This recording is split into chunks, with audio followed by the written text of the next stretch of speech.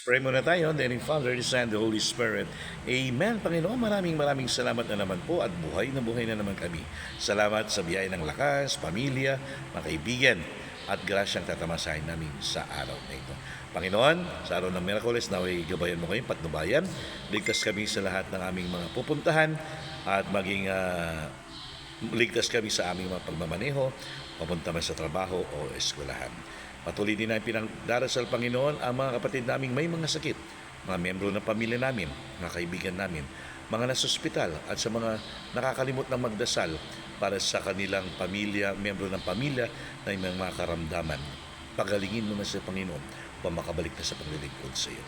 Kaya hindi, Panginoon, ang mga OFW namin, mga kapatid, mga kapamilya namin, kaibigan, lagi mo silang protektahan, Panginoon. Ilayo din sa lahat ng kapahamakan at karamdaman upang patuloy nilang maipakita ang kanilang pagmamahal sa iyo sa lahat ng kanilang mga ginagawa.